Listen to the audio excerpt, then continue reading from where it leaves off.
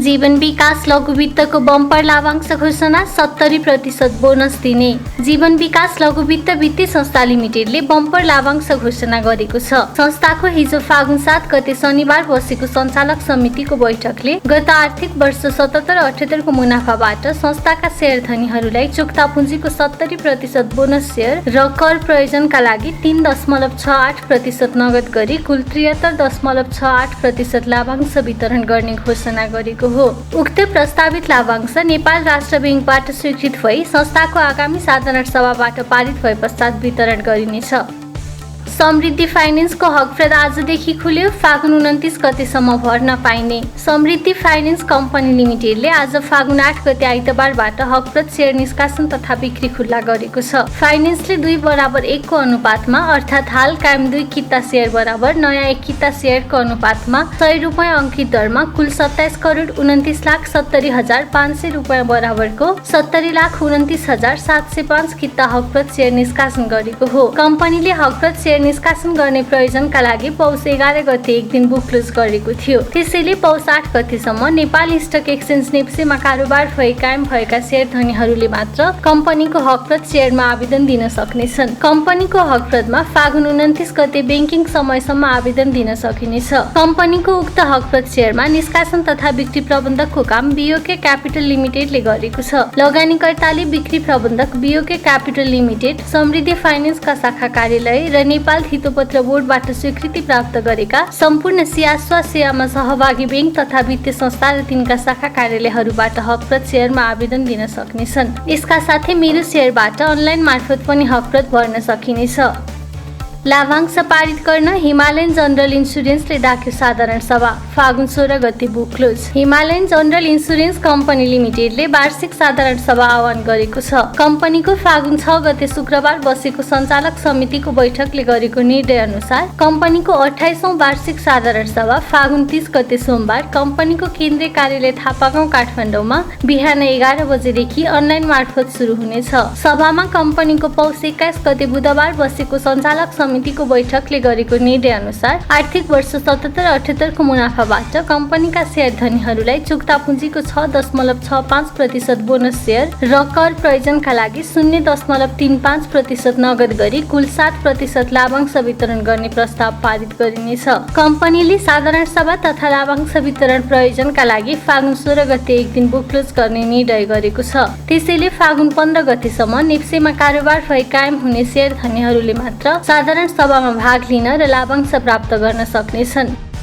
मौद्रिक नीतिको समीक्षा प्रभाव दोहोरो अङ्कले घट्यो नेप्से। साताको पहिलो कारोबार दिन आज आइतबार शेयर बजारमा गिरावट देखिएको छ। नेप्से परिसूचक दोहोरो अङ्कले घट्दा कारोबार रकम भने अघिल्लो कारोबार दिनको तुलनामा बढेको छ। गत बिहीबार नेपाल राष्ट्र बैंकले चालु आर्थिक वर्ष 78-79 को मौद्रिक नीतिको अर्धवार्षिक समीक्षा सार्वजनिक गरेको थियो। त्यसैको असर शेयर बजारमा देखिएको हो। नेपाल स्टक एक्सचेन्जका अनुसार आज आइतबार शेयर कारोबार मापक नेप्से परिसूचक 39.40 अङ्कले घटेर 2693.10 बिन्दुमा झरेको छ। नेप्से 1.44% घटेको हो। सेन्सेटिभ परिसूचक पनि 4.99 अङ्कले घटेर 513.64 बिन्दुमा झरेको छ। आज कुल 230 वटा कम्पनीको 71,22,279 किता शेयर खरिद बिक्री हुँदा 4,08,64,74,828 रुपैयाँ बराबरको कारोबार भएको नेप्सेले जनाएको छ। स्टकका अनुसार कारोबार भएका कुल 13 उपसमूह मध्ये आज अन्य उपसमूह बाहेक बाँकी सबै उपसमूहको शेयर घटेको छ। यस दिन जीवन विकास लघु वित्त वित्तीय संस्था लिमिटेडको सर्वाधिक कारोबार भएको छ। संस्थाको 58 करोड 2 लाख रुपैयाँ बराबरको कारोबार भएको हो। आइतबार युनाइटेड इडी मर्दी एन्ड आरबी हाइड्रो पावरको शेयर मूल्यमा सकारात्मक सर्किट लागेको छ। कम्पनीको शेयर मूल्य 10% ले बढेर प्रति किता 759 रुपैयाँ पुगेको छ। आज नारायणी डेभलपमेन्ट बैंक लिमिटेडको शेयर मूल्य सबैभन्दा धेरै घटेको छ। बैंकको शेयर मूल्य 4.74% ले घटेर प्रति किता 521 रुपैयाँमा झरेको छ। नेप्सेमा 3 वाणिज्य बैंक सहित 4 कम्पनीको बोनस सूचीकृत। नेपाल स्टक एक्सचेन्ज नेप्सेमा आज आइतबार 3वटा वाणिज्य बैंक र एउटा इन्स्योरेन्स कम्पनीको बोनस शेयर सूचीकृत भएको छ। स्टकका अनुसार सनराइज बैंक लिमिटेडको 6.65% बोनस बाबतको 63,09,483.09 किता, नेपाल बङ्गलादेश बैंक लिमिटेडको 12% बोनस बाबतको 1,08,05,785.43 किता, लक्ष्मी बैंक लिमिटेडको 8% बोनस बापतको 85,56,551.89 किता र गुनास लाइफ इन्स्योरेन्स कम्पनी लिमिटेडको 5.50% बोनस बापतको 10,86,654 किता शेयर आज नेप्सेमा सूचीकृत भएको हो। पदभार ग्रहण गर्दै नवनियुक्त अध्यक्ष हमालले भने साना लगानीकर्तालाई नबचाउने मार्केट कहिले राम्रो हुँदैन। नियामक निकाय नेपाल धितोपत्र बोर्ड 7 का नवनियुक्त अध्यक्ष रमेश कुमार हमालले आज पदभार ग्रहण गरेका छन्। पदभार ग्रहण गर्दै उनले साना लगानीकर्ताहरू मारमा पर्न नहुने बताएका छन्। साना लगानीकर्ताहरूलाई नबचाउने मार्केट कहिले राम्रो नहुने उनको तर्क छ। साना लगानीकर्ताहरू मर्कामा पर्दा बजारको दिगो विकास हुन नसक्ने उनी बताउँछन्। आफ्नो अहिलेको मुख्य उद्देश्य भनेको साना लगानीकर्ताहरूलाई कसरी बचाउने भन्ने रहेको उनले बताए। उनले आफू लगायत अन्य सम्बन्धित सबैको मुख्य उद्देश्य भनेको बजारलाई बलियो बनाउनु रहेको बताएका छन्। नवनियुक्त अध्यक्ष हमालले सेवन र पुँजी बजारको सुधारका लागि आफ्नो कार्यकुशलता पूर्ण रूपमा प्रयोग गर्ने प्रतिबद्धता जनाएका छन्। तर म आज यसलाई अफिसियल प्रेस कन्फरेन्स भन्न चाहदिनँ, किनभने मधुजीले सायद भोलि हाम्रो पहिलो अफिसियल प्रेस कन्फरेन्स राख्नु भएको छ। प्रोटोकल अनुसार त्योभन्दा अगाडि मैले बोल्न मिल्दैन। र हजुरहरू यहाँ आउनु भएको छ, त्यो म हजुरलाई स्वागत गर्न चाहन्छु।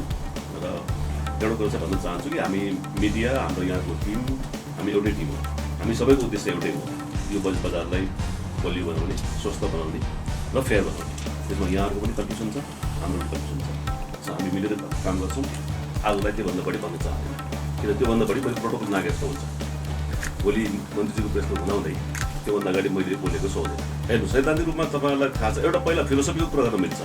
त्यति मात्रै फिलोसफी भनेको हेर्नुहोस्, हामी कहाँ भएको बोर्डमा भएको सम्पूर्ण कर्मचारीहरू 20औं वर्षदेखि यहाँ हुनुहुन्छ, 15 वर्ष हुनुहुन्छ, 10 वर्ष हुनुहुन्छ।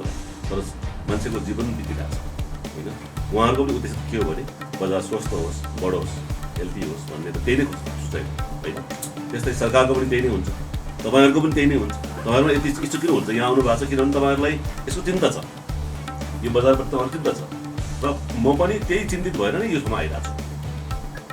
र यो बजारलाई कसरी हामीले चाहिँ एकदम हेल्दी रूपमा ग्रो गर्ने, यसमा फेयरनेस होस्, यसमा ट्रान्सपेरेन्सी होस्, यसमा सबैलाई एउटै किसिमको यार्डस्टिकले हेरियोस् र नियमन निकाय चाहिँ नियमन निकाय नै होस्, साँच्चीमै नियमन निकाय होस्। यसमा चाहिँ अन्याय हुन नपाओस्। सबभन्दा ठुलो कुरा चाहिँ साना लगानीकर्ताहरूलाई चाहिँ मर्का नपरोस्, किनभने साना लगानीकर्तालाई नबचाउने मार्केट कहिले पनि राम्रोसँग विकास हुन सक्दैन। त्यो मेरो अहिलेको उद्देश्य भनेको साना लगानीकर्तालाई कसरी बचाउने, कसरी यिनीहरूलाई चाहिँ प्रोड्युस गराउने र घर घरमा यो कुरा पुगिरहेको छ। अहिले पुगेको कुरालाई उनीहरूको लगानी चाहिँ जोखिममा नपरोस्, यो हाम्रो लागि सबभन्दा ठुलो उद्देश्य हो। त्योभन्दा बढी म आज भन्न चाहन्छु। भोलिदेखि म तपाईँहरूसँग बसेर फेरि मजासँग कुरा गर्छु। प्रोटोकल सक्यो, प्रोटोकल पछि कुरा हुन्छ है। Thank you. चौतर्फी चर्चामा रहेको एमसीसी संसदमा टेबल संसद बैठक बिहीबारसम्मलाई स्थगित। प्रतिनिधि सभाको बैठक आउँदो बिहीबारसम्मका लागि स्थगित गरिएको छ। आइतबार बसेको प्रतिनिधि सभा बैठकमा सांसदहरूको विरोधका बीच एमसीसी पेश गरिएको थियो। प्रतिनिधि सभा बैठकमा अर्थमन्त्री जनार्दन शर्माको तर्फबाट सञ्चार तथा सूचना प्रविधि मन्त्री ज्ञानेन्द्र बहादुर कार्कीले एमसीसी पेश गरेका हुन्। उनले एमसीसी पेश गरी लगत्तै सभामुख अग्निप्रसाद सापकोटाले प्रतिनिधि सभाको अर्को बैठक फागुन 12 गते बिहीबार दिउँसो 1 बजे बस्ने बताएका थिए। सत्तारूढ गठबन्धनको आइतबार बिहान प्रधानमन्त्री निवास बालुवाटारमा बसेको बैठकले एमसीसी संसदमा टेबल गर्ने निर्णय गर्यो। सत्तारूढ गठबन्धनको बैठकपछि प्रतिनिधि सभाको कार्यव्यवस्था परामर्श समितिको बैठक बस्यो। बैठकले आइतबार बस्ने प्रतिनिधि सभा बैठकमा एमसीसी अनुमोदनका लागि पेश गर्ने निर्णय गर्यो र कार्यसूचीमा राखियो। प्रतिनिधि सभाको आइतबार नै बसेको बैठकमा एमसीसी अनुमोदनका लागि टेबल गरियो। प्रमुख प्रतिपक्षी दल नेकपा एमाले संसद अवरोध गरिरहे पनि एमसीसी टेबल गरिएको थियो।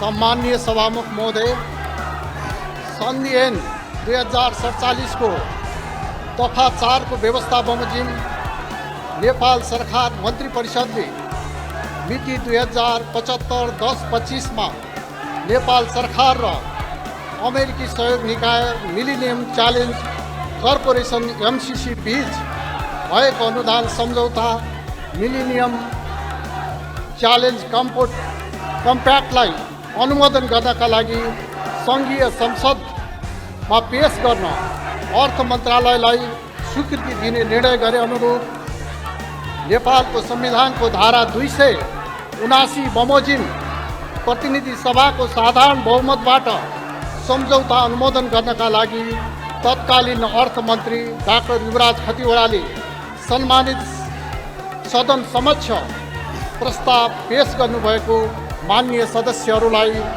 विदितै हुनुपर्दछ। साथै माननीय सदस्यहरूले यस विषयमा अध्ययन गरी विभिन्न समयमा आफ्नो भनाइ राख्दै आउनुभएको छ। सरकार अविच्छिन्न उत्तराधिकारीवाला संस्थाको रूपमा रहने भएको हुँदा नेपाल सरकारले विगतमा गरेका कुनै पनि निर्णयको पालना गराउनु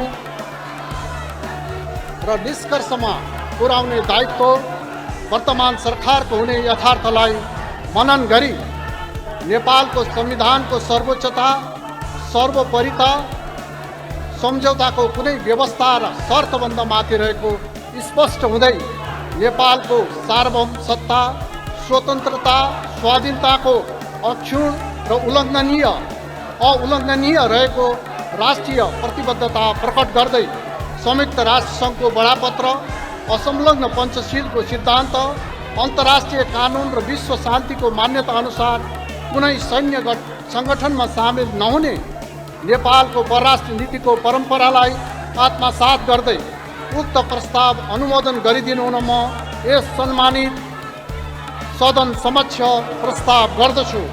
सम्माननीय सभामुख महोदय, यो प्रस्ताव अमेरिकी सहयोग निकाय MCCले नेपाल सरकारलाई 400 kV क्षमताको विद्युत प्रसारण लाइन निर्माण र देशका विभिन्न स्थानमा सडक खण्डहरूको मर्मत सम्मारका लागि अमेरिकी डलर 500 मिलियन अमेरिकी डलर अनुदान सहायताको रूपमा उपलब्ध गराउने विषयसँग सम्बन्धित छ। नेपाल सरकार र MCC बीच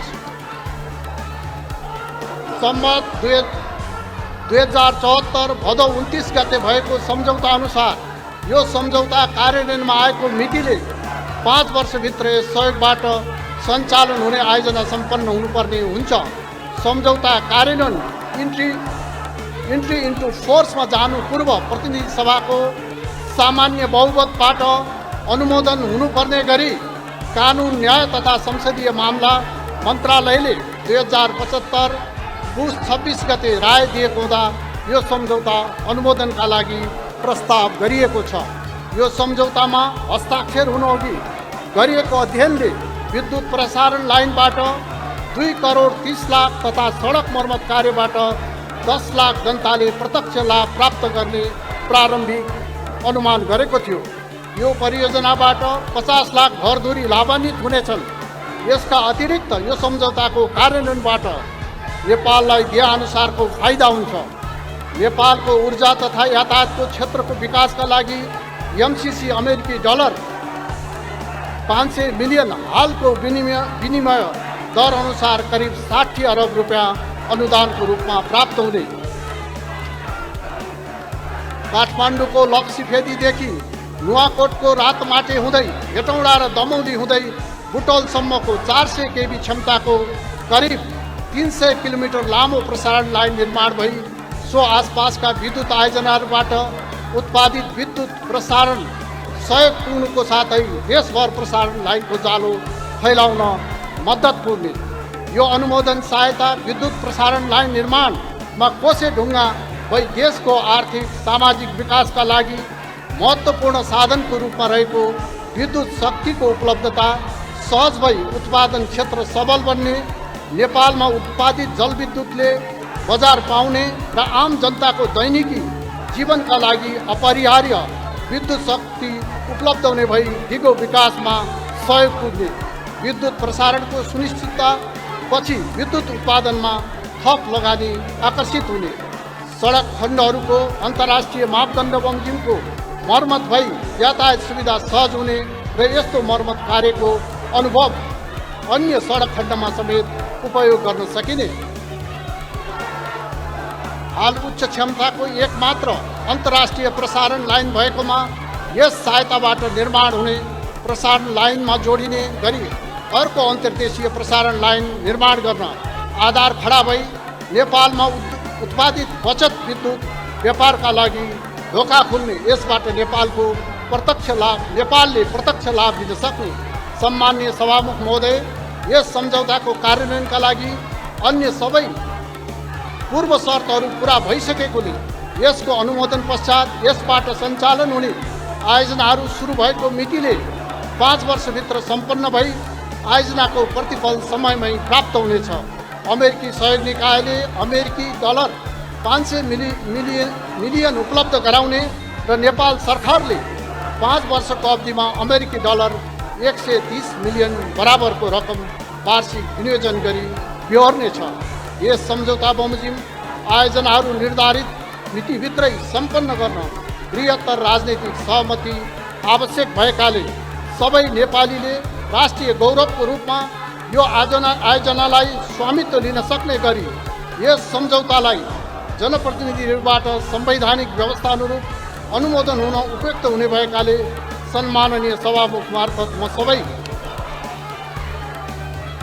माननीय सदस्यज्यूहरूलाई हार्दिक अनुरोध गर्दछु र सबै माननीय सदस्यहरूलाई विकास परियोजनाबाट प्राप्त हुने लाभ समयमै प्राप्त गर्न सहयोग गर्न आग्रह गर्दछु।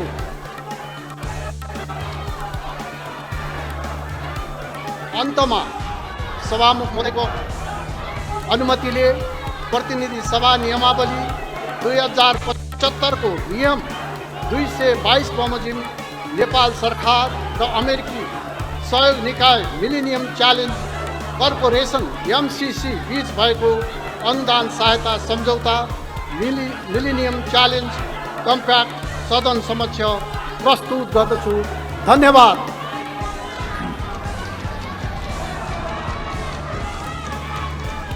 मान्य सदस्यहरू, अब अर्को बैठक 2078 साल फागुन 12 गते बिहिबार दिनको 1 बजे बस्ने गरी यो बैठक स्थगित हुन्छ। 100 ले बढी सुनको भाव, चाँदीको मूल्य स्थिर। आइतबार सुनको मूल्य तोलामा 100 रुपियाँले बढेर प्रति तोला 96,600 रुपियाँ कायम भएको छ। यस दिन चाँदीको मूल्य भने स्थिर रही प्रति तोला 1,305 रुपियाँमा नै कारोबार भएको नेपाल सुन चाँदी व्यवसाय महासङ्घले जनाएको छ।